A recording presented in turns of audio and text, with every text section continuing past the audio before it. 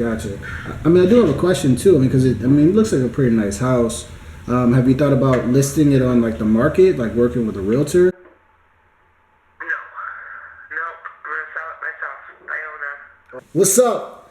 Oh, I got a good video for y'all today. So let's get into the intro.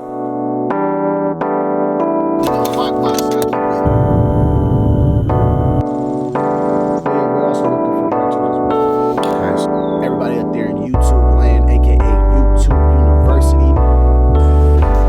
Yo, what's up, everybody out there in YouTube world, YouTube land, aka Wholesale University. Yo, what's up? So I've got a live call for you guys today.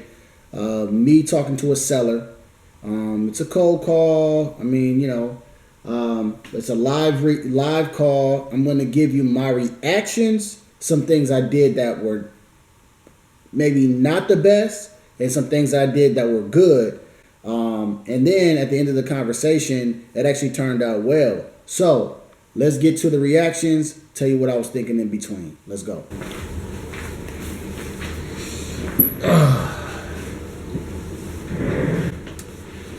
All right, so I'm gonna try to call this seller again. I'm gonna give her a call, see if she answers.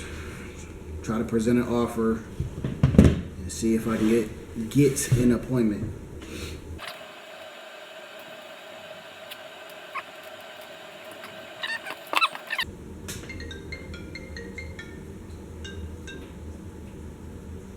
Press 1 to connect to 586.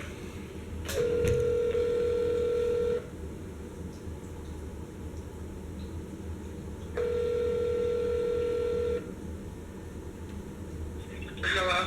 Oh, how you doing, Sherry? This is Jay. Hi, Jay. Hey, how's it going? I got a bad toothache. It's killing me. Oh no. Try not What's to, going on? What'd you find out? yeah, I try not to take too much of your time because I know you had a toothache.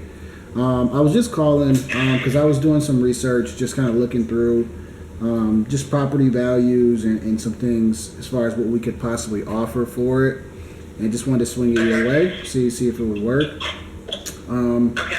So, I know you said you didn't really know what the properties were going for at the time. So I was going to let you know kind of what that market looks like. So like in tip-top shape, if everything looks good, there was a house that sold for about $70,000, around 75,000. And just let you know that way you're kind of aware. And I know, so the one on 390. All right, so wait a minute. I know you're probably thinking, why did you tell her how much her house is worth? Like, shouldn't she already know that? She should. But it was a chess move where I wanted to try to build rapport with her to say, hey, this is how much the house is worth. Now, she could believe me or not believe me, but that was the reason why I said, well, based off the research, this is how much the house is worth. Now, watch her reaction to the offer that I give her. There's a roof that you're looking to get fixed? Yeah. Okay. Gotcha. Is it already scheduled to be fixed and everything? Oh, yeah. Okay, gotcha. So I was thinking, from what you told me, like if I were to just say, if I can get this house done in like 15,000, upgraded and everything, clean out. I was trying to see if an offer around like 25.5 would work. Well, 25.5 plus the 15,000 you're gonna put into it to bring it up to 75. How is that fair? Well, that's just right now. I don't know. I haven't seen the actual property to see what the actual repairs are needed. So I'm guessing, if it's 15,000, it could be 20 or 25. So I have to How does that equal if someone sold for 75? How is that anywhere close? Well, we're not going to look to sell it, and even when we do sell it, so say we sell it for 70,000, we have to pay closing costs. Exactly. We pay closing costs. We pay the realtor, so it's not going to be 70,000. And that's why, since it's so low, the value, we would actually use it as a rental. instead of trying to sell it because there's no way we would profit on No, that. no. I can't have that house as a rental. I can't do that. I cannot do that. If that's what you're gonna do, no, I'm sorry. I'm gonna have to decline it because that is my happy place, and I'm not gonna have such a requirement there. No. Yeah. So what offer do you think is what offer would you think would be fair for that? I mean, I could do that. I could rent it myself, but that's what I wanted to do. That's not my point. I don't want riffraff in there. I want a loving family in there, like we've had for so many years. Yeah, for sure. 55 years, I think my grandparents have owned it. Oh boy, I might have got off in the deep end here. But listen, she says a couple things, right? So, I mean, she seems emotionally attached to the property, I would say, right? I threw out 25. She said no, but she said, I'm not going to let you rent this place out. This is my happy place. If someone's trying to sell a property, it shouldn't matter what that person's going to do with the property. And then the second thing is, I told her how much it was worth in the beginning of the conversation. I told her it was worth 70. I threw out an offer of 25. I said maybe it might take me 15 or 20,000 to fix it up. And she immediately was like, no. She's too concerned about the end price. See, the house, from what she told me, is not at that end price. It's not at 70,000. It needs work. But she's thinking, if you're going to put in 25 and then put in another 15 or 20, where does that leave me? And that's when I mentioned, well, you got to pay realtor fees and commissions. I'm not walking away with a huge profit, so I would probably make it a rental. Oh, no. So, again, it's starting to show that she's probably not very serious, or she's not ready to sell at the moment. So, and then she also mentioned that she would rent it out herself. Very great statement that you made there. So I asked her a question later in the video. Stay tuned, and you're going to see exactly that she doesn't really want to do any of this. So stay tuned.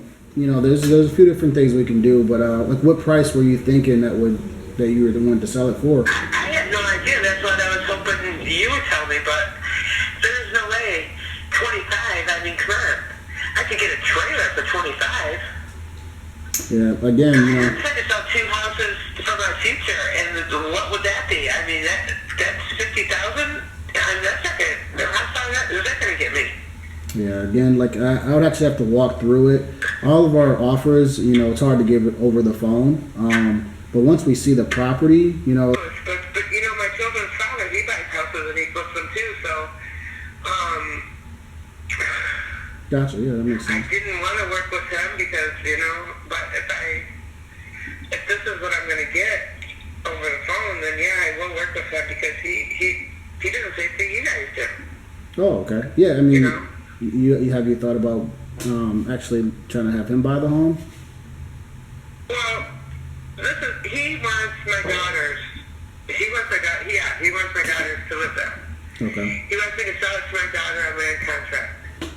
But okay. I want to sell both houses and get the hell away from him. Yeah. So his idea, if I let him do, which he is going to get the roof done, he is going to fix the house up. But if I let him take control of that house, that only leaves me one house, which isn't going to take care of my future. Oh, and kind of see exactly how much money were you looking for as far as to move to the new property. I'll tell you what, there's a Muslim guy that owns, like, I don't know, say 40 houses on the street already. Mm-hmm. And last summer when I was sitting on the porch down there, he told me he would give me $100,000 for both these houses without even looking on the inside. Well, me being the American that I am, knowing that he's just trying to play Monopoly, Correct. this Muslim guy who's trying to take over the whole neighborhood, And I was being the proud American that I am, and I told him to go fly kite. Right. Well, really, now I'm thinking, who cares? Who cares? Who really cares? I'm going to be gone. I don't care what he does with these houses when I'm gone. I just don't want to see it. You understand what I'm saying? Right. I don't want to know. What? So you'll sell it to this guy, because he's going to buy 2 homes. And you don't care what he's going to do with it. But I just mentioned, I would probably sell or rent out one of the 2 houses. And you're like, oh, no, no, no, no, no. I'm going to decline it. But you don't care what he does. I love when people get to talking. When you listen more than you talk, because then you really, really start to figure out what people are about. Let's keep this train going. And like I said, I was trying to be the proud American, but now I look around, people don't care anyway, so why should I? Yeah, I mean, I know that when you brought up the, that you're trying to move, I mean, like I said, my main focus is, how much, are you looking for as far as to move to a new chapter, and then we can help you with that. I mean, I know I threw out this offer, but it's always subject to change. Yeah, that's not gonna, you tell me where in the world I could buy a house for $25,000. All right, so now we're dealing with a seller who's got demands. She's trying to make terms. So really, main thing is just listen to what she's saying to see what she wants. I was looking to pay a house off and still have money in the bank, sell both these houses, and you know what I'm saying? This is my future. Understand. These houses are all I have. Well, and other things that I could sell. There's cars in the garage and this and that. But what I'm saying is, this is all I got. This is all I'll ever have. Yeah. I mean, even if you went with the $100,000 offer, I mean, you can get a condo possibly, around that price. But as far as a house, I don't want neighbors that close. I want to be able to jam my music and not have somebody call the cops. Yeah, it makes sense. Yeah. I mean, I've looked at houses. I want a property to where my daughters could be. All right. So notice I asked her, where I said you can probably buy a condo for $100,000, because I'm trying to see kind of walk her through her options a little bit. Because with $100,000, even in my market, I mean, you can get something, but you're not going to get a lot. You're not going to get. You're not going to get a lot for $100,000. You can get a condo for sure, but notice her reaction. I don't want a condo. I want a place where I can bang my music. Okay? So again, we're starting to get information from her because she's not really giving it out, but she's talking it out as she just continues to talk and I continue to listen. But check this out. The next question is the killer question that brings things together. Truly, if I was looking to buy a house, I wouldn't even care if it was remodeled. I would do it myself. I would want to do it myself. Gotcha. I mean, I do have a question too. Because it looks like a pretty nice house. Have you thought about listing it on the market, working with a realtor? No. Nope. I'm gonna sell it myself. I own it. Yo, so you probably asking yourself, Jay, why are you asking her if she wants to sell it with a realtor if you're trying to get her under contract? Because I'm walking her through her options. If she might say that she wants to list it with a realtor, great. My call's done. But listen to her reaction. No, I'm going to sell it myself. For sale by owner. Even better. She even mentioned, I don't care what someone does with the house. So I'm starting to figure out more and more about her situation the more and more she talks. So it's important to actually ask these questions up front. That way you actually know what this seller is about. Right? If she doesn't want to list it with a realtor, well, what other options does she have? For sale by owner? Sell for cash? She doesn't have many options really left at this point. So that's why I asked her. So let's keep watching the video. Gotcha. And then as far as the timeline, how quickly would you be able to act on that if we were able to give up the $100,000 for those 2 houses? It would probably take me, because I got cars in the garage, like an old 70, I think it was a 72 Charger. That would be something somebody would, that worked on cars as a hobby car. And then there's a 75 Blazer in there that when it was parked out at my grandmother's house, a lot of people wanted to buy it, but my grandfather didn't want to sell it. So there's things that I gotta do before I can move. I can't take all this stuff with me. Yeah. Well, I mean, I'm looking at at least 6 months. At least 6 months to sell these guns and to sell, the cars, and because I don't know what to do with brother was a gun collector, and he's got a lot of guns. Well, yeah. Well, Sherry, I mean, you're kind of talking my language a little bit. I mean, the 1972 Charger. I mean, I'm a pretty big fan of that car, and I mean guns, of course, too. So, Really? I mean, maybe I can take some of those off your hands. I have an arsenal here. I have an arsenal here, that's for sure. Yeah, well, you definitely can. I asked one of probably the most important questions that I've learned to ask since I started wholesaling, which is about the timeline, right? It saved me from going on a lot of pointless appointments, and it saved me a lot of time on the phone. So I asked her about her timeline. So if you were to get this $100,000 offer for these 2 houses, or maybe even 90 or 80, how fast are you looking to move? And you notice she starts going into, well, I got this 1972 Charger. I got my brother's guns here. So now, you know, maybe she needs a little bit of time, right? But here's something that I probably should have done. Maybe I could have offered some type of like moving assistance. Like, hey, if I help you move, you know, maybe I could have offered something like that and maybe helped it along, you know. So something I'm thinking about doing. That could have been a nice little insert for me to say something about, hey, what if I could help you move? Would you like that?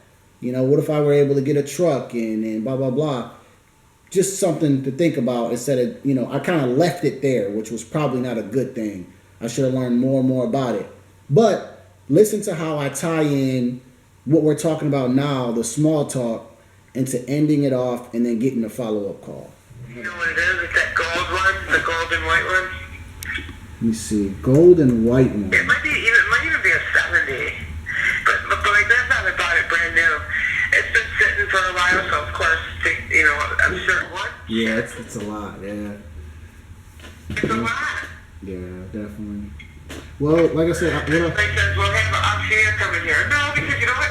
Auctioneers take a lot of the money themselves. Top was on a black top with like a stripe. No, it's white.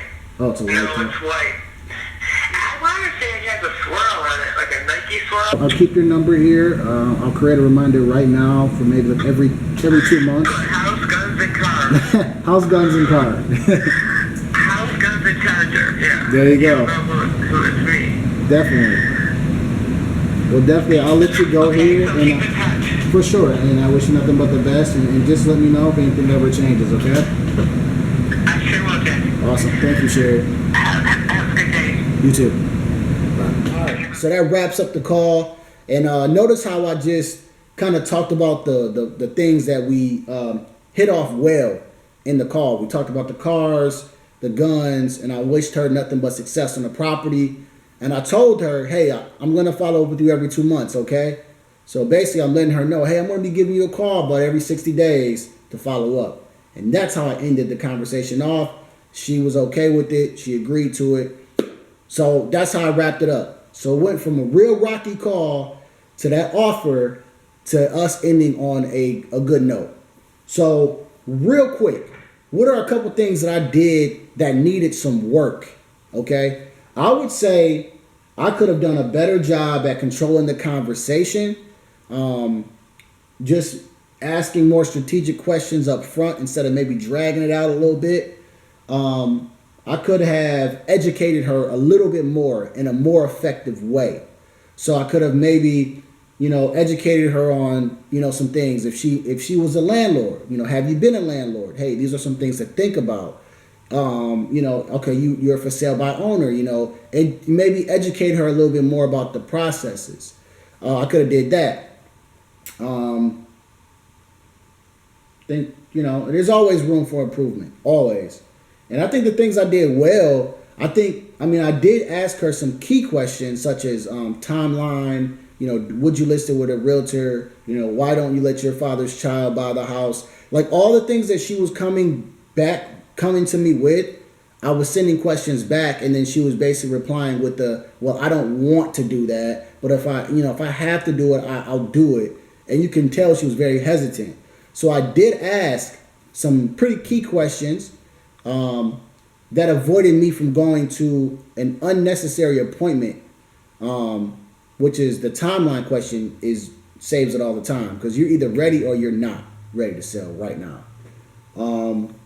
Another thing I did well was towards the end of the conversation, I kind of got away from the property. I got away from the house and just started talking more about her. And then now I'm able to build rapport with her the next time I call. So we'll talk about that charger. We'll talk about the guns the next time. We'll do stuff like that. And I think that's it. You know, I just wanted to give you a live call in case you're just thinking like, how do conversations go with sellers on the phone? And they go any way. It can go from good to bad. But the main thing is I'm not a master cold caller, but I get on the phone and I'm not afraid to make the calls. I'm not afraid to have the conversations. That's what you need to do. You know, if you're trying to get into the real estate space or the wholesaling space, just get on the phone, talk to sellers, ask them questions, just get to talking, but make sure you listen more than you talk. That's the main thing. I'm not afraid to make these calls. You know, so I may talk to 200 people or go through 200 calls, and I might get cussed out for some of them, but I'm willing to make the call. You do the same, be relentless, and get to your goal. And like I say, keep moving, keep learning, keep growing, and I'm going to see y'all at work.